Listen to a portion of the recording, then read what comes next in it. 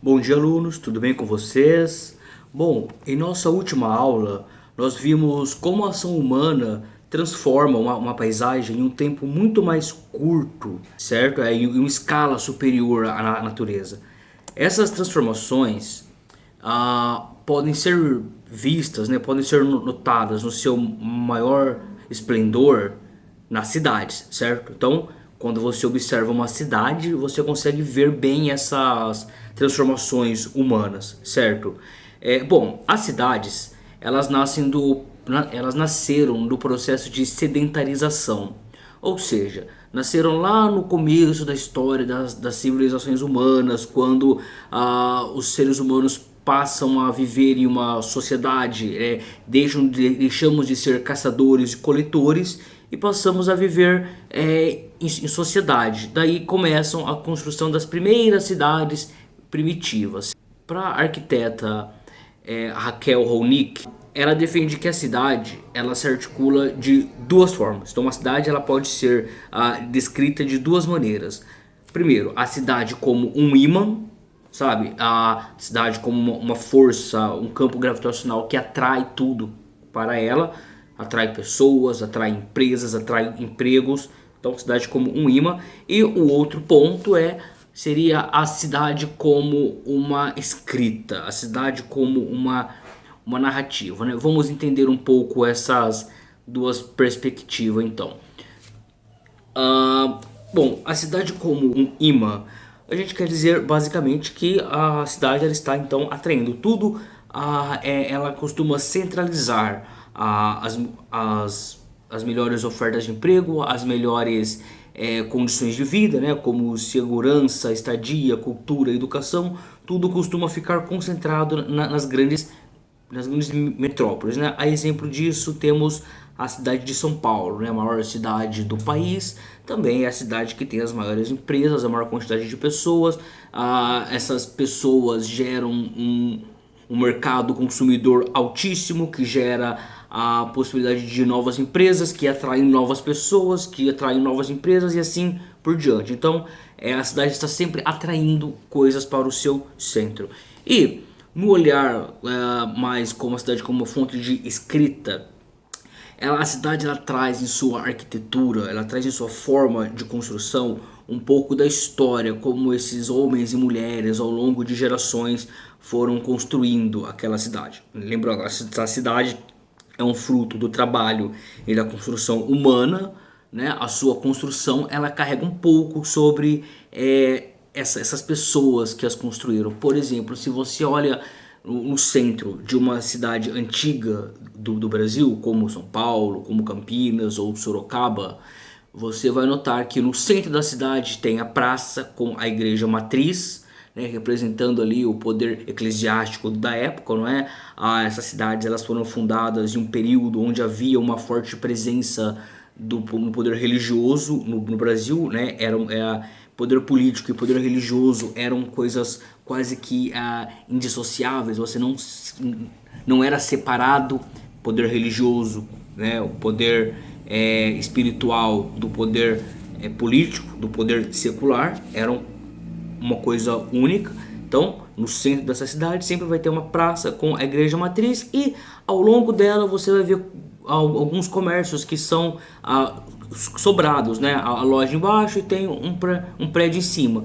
Isso é um recorte de uma época, né? De quando essas cidades elas foram construídas. Mas à medida que você vai se afastando do centro, esses prédios comerciais pequenos, esses sobradinhos, essa construção mais rebuscada ali do começo da nossa história, né? Uma influência do barroco aqui, outra ali, elas vão sumindo e começam a dar lugares a prédios cada vez maiores. Aquelas pequenas ruas, né? Sempre tem uma rua chamada Rua Direita nessas cidades, que é aquela rua que é direto para a igreja. Então, essas ruas que nas cidades modernas tornaram-se ruas de uma mão única, né? Ou você sobe ou você desce, porque elas foram construídas para um outro período onde não havia essa densidade urbana toda. Essas ruas elas dão lugares a avenidas quando você se afasta do centro. Então, à medida que você vai andando pela cidade, pelos diversos bairros, você vai vendo na arquitetura uma história sendo contada, né?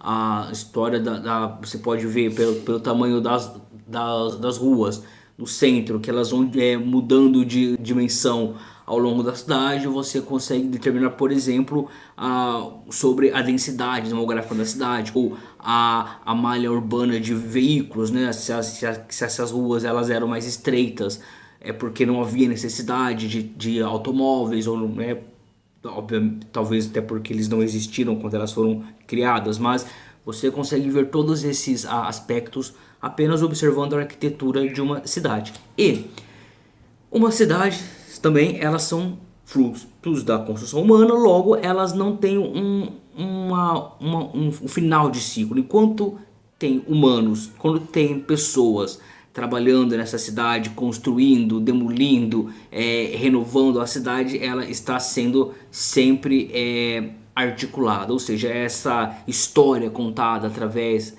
dos prédios, através dos tijolos, ela é uma história que ela perdura, ela está sendo construída. Então, quanto mais você vai andando pela cidade, mais coisas você vai vendo, certo? Bom, então, pensar as cidades como um local onde as pessoas se relacionam é um tema bastante amplo para se trabalhar, certo? Porque, afinal de contas, nessa perspectiva, uma favela ou uma comunidade também é um local onde as pessoas vivem e se relacionam, certo? E apesar de serem locais que quase sempre são esquecidos pelo poder público, não é? E que eles trazem um certo medo, receio e preconceitos para a população mais urbana, né? População do asfalto, como dizem, né? A favela, ela existe, né? Não é uma novidade para ninguém, e ela se articula também. E assim como essas grandes cidades históricas, elas trazem um pouco da sua história, na sua arquitetura, na forma como que os prédios e casas são construídas, a favela também traz um pouco da sua história na forma com qual ela foi construída, certo? Bom, o termo favela possui uma origem ambígua, não é? Ela possui duas origens que o pessoal considera muito. A primeira vem da palavra favo, né? Favo, como favo de mel ou favo de baunilha, né? Favo seria dizem que seria pela forma com qual os barracos ficavam juntos, faziam lembrar favos. Outra origem vem de uma árvore chamada favela, que essa árvore era bastante comum, ela fazia parte da fauna do Rio de Janeiro, e no morro que depois tornou-se Morro da Favela, mas que antes era chamado de Morro da Providência, havia bastante dessas árvores, então logo Morro da Favela, né?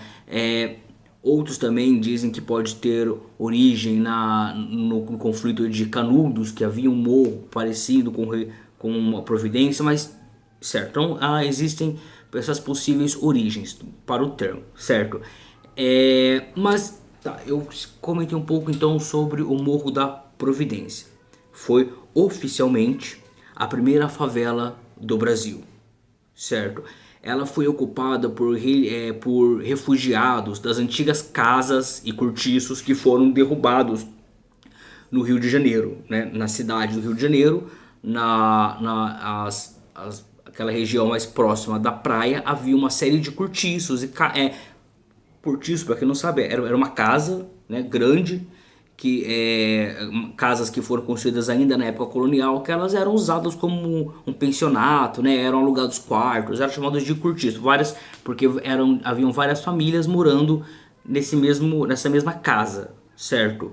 Bom, elas foram demolidas no começo do século XX, sob pretexto de que ia passar um túnel por ali. Esse túnel acabou nunca existindo, mas as casas foram derrubadas. E posteriormente, para a construção da Avenida Central, a antiga Avenida Rio Branco, outras casas foram desapropriadas também. No total, mais de 600 famílias ficaram sem ter para onde ir. E alguns ex-combatentes de Canudos que também haviam recebido uma promessa do governo de que eles teriam uma casa quando eles voltassem, acabaram não recebendo. Então todas essas pessoas ocuparam o então Morro da Providência e o rebatizaram como Morro da Favela. Então essa foi a primeira favela oficial do Brasil. Bom, como em qualquer outro local de aglomeração humana, existem vivências, existem uma história sendo construída dentro da favela. Existe arte, existe música, existem pessoas, existem sonhos. Então a favela ela é um local que partilha das mesmas experiências da cidade oficial, vamos dizer assim, não é? Porém, a história da favela ela quase sempre é contada pelos moradores do asfalto, pelos moradores urbanos, certo? Então, todo aquele meio do preconceitos enfim, que existe sobre a favela acabam se perpetuando nessas análises, certo? Então, o que eu quero saber de vocês agora, em sua opinião, né? Por que cerca de 16 milhões de pessoas vivem em favelas, certo? Então quero a opinião de vocês. Na sua opinião, por que as pessoas moram em favelas, né? Por que 16 milhões de brasileiros ainda moram em favelas? Vocês acham que é por vontade própria ou que tem outros motivos? Segunda, você já viu, visitou ou morou em uma favela? Se sim, comente como foi essa sua experiência. Se não, comente como você acredita que seja morar em uma favela. Certo, pessoal? Bons estudos e até semana que vem.